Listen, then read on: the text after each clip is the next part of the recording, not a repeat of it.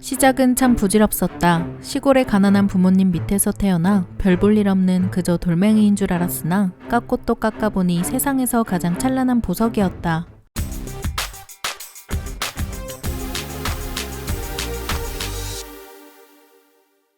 안녕하세요. 지식스토리입니다. 가난한 농부의 아들이 세계 1인자가 된 것도 모자라 최초로 핵무기를 사용한 이야기를 알아보겠습니다. 1884년 미국의 미주리주 라마. 가난한 농부이자 가축상인 집안에서 한 아이가 태어납니다. 미래의 2차 대전에서 추축국으로부터 유럽과 아시아, 태평양을 지켜내고 공산주의로부터 서방 세계를 지켜낼 작은 아이의 탄생이었죠.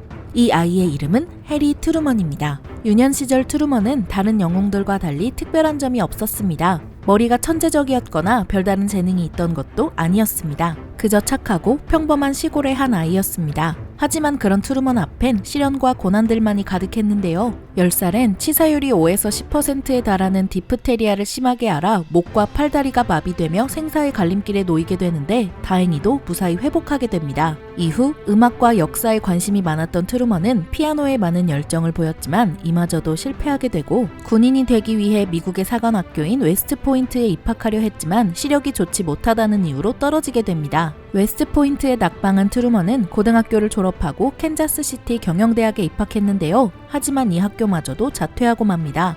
그렇게 그는 다시 집으로 돌아와 아버지의 일을 도왔습니다. 인생에서 가장 화려한 시절에 자신의 꿈을 접은 채 시골에서 가족들과 생활하는데요. 이렇듯 삶에 짓눌린 당시 트루먼은 사랑에서도 실패를 거듭합니다. 고향으로 돌아와 아버지의 일을 돕던 트루먼은 고등학교 시절부터 연인이었던 베스 월리스와 결혼을 약속했으나 그녀의 집에서 트루먼을 반대하며 사랑마저 어그러집니다. 그는 꿈도 사랑도 실패한 그저 평범한, 아니 평범 이하의 사람이었죠. 하지만 죽이지 못하는 고통은 자신을 더 성장시킨다는 명언이 있는데요. 수면 아래에 잠들어 있던 트루먼을 수면 밖으로 꺼내는 사건이 일어납니다. 역사에 길이길이 기록될 인물이 움츠렸던 몸을 일으키는 사건인데 보통 사건은 아니었겠죠. 그를 깨운 사건은 무려 1차 대전이었습니다.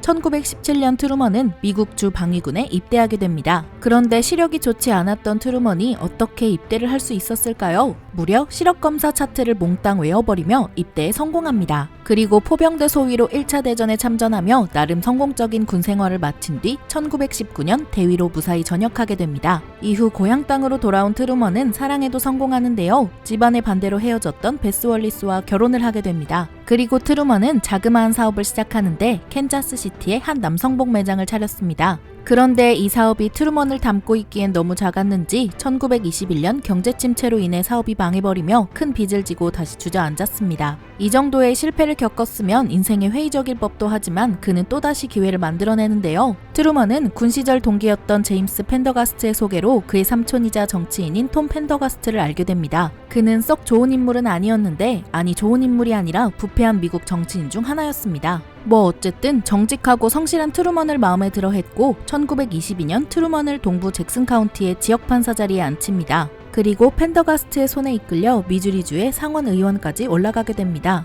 가난한 농부의 자식에 별 볼 일 없는 유년 시절을 가진 트루먼이었지만 우연한 계기로 세계 최강 미국 정치계까지 뛰어든 것이죠. 물론 정치 초년의 트루먼은 별 볼 일 없었습니다. 미 국회에선 트루먼을 두고 펜더가스트의 상원 의원이라고 불렀을 만큼 트루먼의 영향력은 미미했는데요. 일반적인 미국의 상원 의원처럼 본인의 힘으로 그 자리에 오른 것이 아닌 펜더가스트를 만나 의원 자리에 오른 것을 놀리는 것이었죠.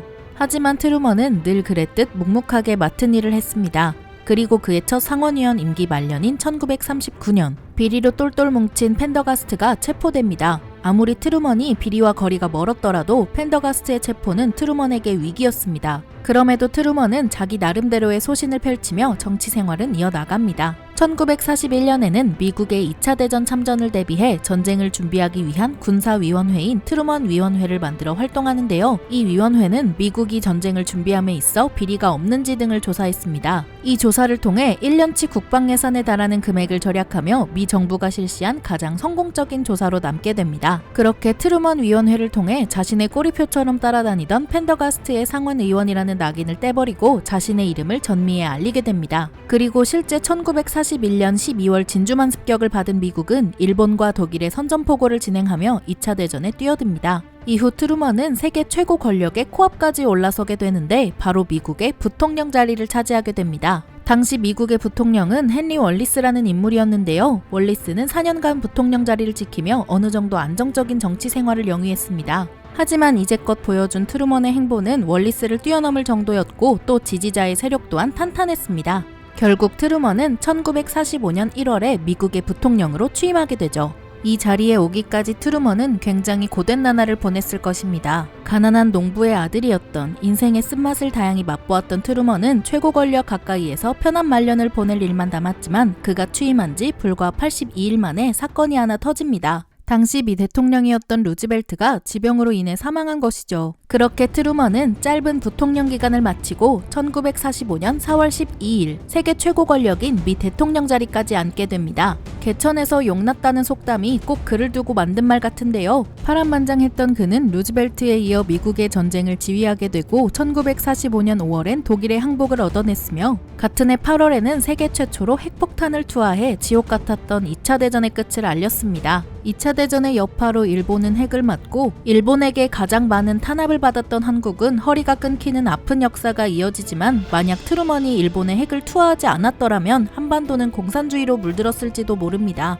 이렇게 2차 대전을 마무리한 미국은 다시 전처럼 고립주의를 고수하려 했는데요. 하지만 트루먼의 생각은 조금 달랐습니다. 한 발짝 떨어져 있는 것이 아닌 소련을 필두로 한 공산주의의 팽창을 막아야 한다고 주장하며 그 유명한 트루먼 독트린을 선언합니다. 이는 소련에 맞서 서유럽을 재건하는 마셜 플랜으로 이어지고 이후 유럽은 다시 성공적인 성장을 이룩합니다. 그런데 소련의 공산주의가 넘실거리는 곳은 유럽뿐만이 아니었습니다. 2차 대전의 최대 피해국이라고 할 수 있는 한반도에도 소련의 야욕이 흘러들어오며 곧이어 냉전의 대리전이라 불리는 6.25 전쟁이 발발하죠. 당시 미국의 국무장관이었던 딘 에치스는 극동방어선에서 한국을 제외하며 미국이 전쟁에 직접 개입하기 힘든 상황이었습니다. 이때 트루먼은 유엔에서 한국을 지원해야 한다고 설득하는데요. 이에 유엔 창설 이래 최초로 연합군이 창설되어 동쪽의 작은 국가를 지원하기 위해 수많은 국가에서 수많은 군인들이 들어옵니다. 이들의 지휘관은 메가더였죠. 6.25 전쟁은 우리에겐 동족상잔의 비극으로 잊지 못할 최악의 전쟁으로 남았지만 시선을 세계로 돌려보면 굉장히 작은 전쟁이었습니다. 하지만 미국은 이 작은 전쟁에서 승리하기 위해 세계대전이 일어난 것처럼 돈을 쏟아부었습니다. 그리고 정말 질 뻔한 전쟁에서 겨우 상황을 역전시켰죠. 그런데 승리를 목전에 두고 트루먼은 당시 유엔군 총사령관이었던 메가더를 해임하는데요. 트루먼은 중국이나 소련과의 확전을 우려하고 있었지만 메가더는 이참에 중국도 소련도 확실히 눌러놔야 한다고 주장하니 전쟁 중 하지 말아야 할 행동 중 하나인 사령관 교체라는 카드를 선택해버린 것이죠. 이 때문은 아니지만 어쨌든 중공군은 압록강을 넘었고 전쟁은 다시 한번 한반도 허리에서 고착화됩니다. 그리고 1953년 아무도 득이 없었던 이 전쟁은 서로에게 상처만 남기고 휴전협정을 진행합니다. 이후 트루먼은 서유럽에 지원했던 것 이상으로 동쪽의 작은 나라를 위해 지원을 아끼지 않았고 그 지원을 발판 삼아 현재의 대한민국이 되었습니다. 물론 국제정치엔 조건 없는 지원도 조건 없는 희생도 없습니다. 누군가가 우리를 도와준다면 분명 도와줌으로써 얻는 이득이 있을 텐데요. 트루먼이 우리를 도와준 것은 공산진영의 팽창을 억제하기 위함도 있었겠지만 결론적으로 우리는 트루먼의 지원으로 지금의 모습까지 성장할 수 있었습니다. 마지막으로 트루먼과 관련된 재미있는 일화도 하나 소개해드리겠습니다.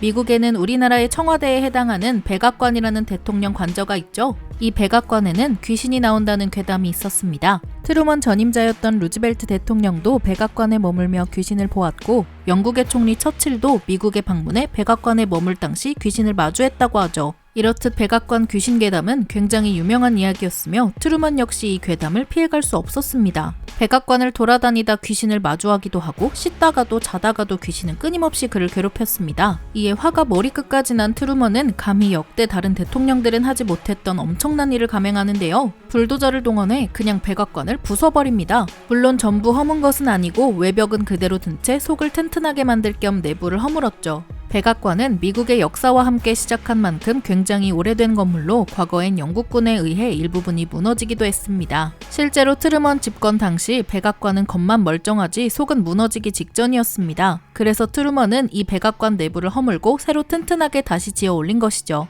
여하튼 트루먼의 물리적인 퇴마로 역대 미 대통령과 백악관에 방문한 귀빈을 괴롭히던 귀신들이 많이 줄었다고 합니다. 이렇게 전통적인 백악관을 그냥 부숴버린다니 트루먼의 성격이 불같다는 말이 괜히 나온 것이 아니죠. 이렇게 가난한 농부의 자식으로 태어나 자신의 길을 가로막던 운명을 이겨내고 세계 최강의 자리까지 올랐던, 그리고 핵폭탄 2발로 2차 대전의 종료를 알리고 한국을 위해 아낌없이 지원했던 미국의 33대 대통령 해리 트루먼에 대해 알아보았는데요. 영상을 재미있게 보셨다면 구독과 좋아요 부탁드립니다. 감사합니다. 지식스토리였습니다.